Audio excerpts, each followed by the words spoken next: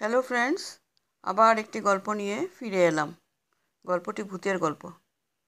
গল্পটি ভালো লাগলে লাইক এবং কমেন্ট করবে এবং আমার চ্যানেলটিকে সাবস্ক্রাইব করে আমার পাশে থাকবে। মাঝরাতে দরজায় কড়া নাড়ার শব্দে ঘুম ভেঙে গেল। আমি বিরক্ত ভাব নিয়ে দরজা খুললাম। দরজা খুলেই বিস্মিত কণ্ঠে বললাম, আরে তুই এত রাতে? আকাশ একগাল হেসে বলল, দোস্ত, অনেক দিন তোকে দেখি না, তোকে দেখতে ইচ্ছে হলো তাই চলে আসলাম। আজ রাতটা তোর সাথেই কাটাবো। আকাশ আমার ছোটবেলার বন্ধু। আমরা একই সাথে বড় হয়েছি। আমার বাসা থেকে ওর বাসা প্রায় 2 কিলোমিটার দূরে। অনেক দিন তার সাথে বিভিন্ন ব্যস্ততার জন্য দেখা করতে পারিনি। প্রায় 1 মাস হতে যাচ্ছে। আমার সাথে শুধুমাত্র দেখা করার জন্য এত রাতে সে চলে আসবে, ব্যাপারটা তো ভাবতেই পারছি না। এই না হলে বন্ধুত্ব। তুই কি বাইরে দাঁড়িয়ে থাকবি? ভেতরে আয়, গল্প করি 2 বন্ধু মিলে সারা রাত।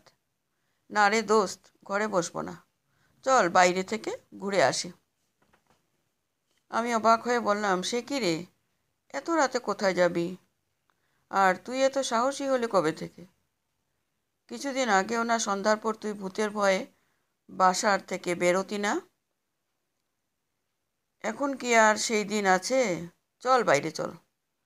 আকাশ একগাল হেসে উত্তর দিল, আকাশে কি সুন্দর চাঁদ উঠেছে, তাই না রে আকাশ? হুম। আচ্ছা, তোর হয়েছে কি বলতো? আসবার পর থেকে এত চুপচাপ কেন? আকাশ মৃদু হেসে বলল, না এমনিতেই। এখন থেকে ভাবছি একাই থাকবো।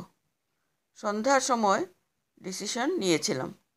সারা রাতও ছিলাম একলা। কিন্তু এখন খুব বেশি ভয় করছিল, তাই তোকে ডেকে নিয়ে আসলাম। আমি আবারও অবাক হয়ে বললাম, একা ছিলি, ভয় করছিল, এগুলার মানে কি? তুই সারা রাত কোথায় ছিলি? বাড়ির বাইরে। কেন?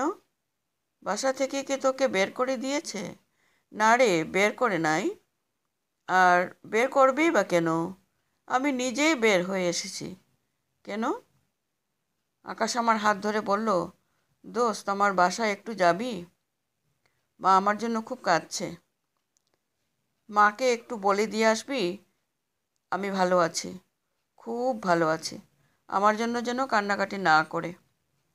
আমি অবাক হয়ে বললাম, আমি তো তোর কথাবার্তা কিছুই বুঝছি না রে। কিসব বলছিস? বাসা থেকে কেন বের হয়ে এসেছিস? কি হয়েছে? চল তোকে বাসায় দিয়ে আসি। না রে দোস্ত, আজকে আর বাসায় যাব না, পরে আরেকদিন বাসায় যাব। তুই একটু যাবি দোস্ত, মা খুব কান্নাকাটি করছে, বলে আকাশ আমাকে জড়িয়ে ধরে কাঁদা শুরু করলো। এখন রাত 3:30। আমি আকাশের বাসার সামনে দাঁড়িয়ে আছি। আকাশকে কিছুতেই আনা যায়নি। ওকে বলেছিলাম, তুই গিয়ে আমার রুমে বস, আমি মাসিমাকে বলে দিয়ে আসছি আমার কাছে আসছিস এবং ভালো আছিস। সে তাও করেনি, রাস্তায় দাঁড়িয়ে আছে। আমি মাসিমার সাথে কথা বলে বের হবার পর নাকি আমার সাথে আমার বাসায় যাবে। কি ঘটেছে কিছুই বুঝছি না। আকাশের কান্নার জন্য বাধ্য হয়েই এত রাতে আকাশের বাসায় আমার আসতে হয়েছে।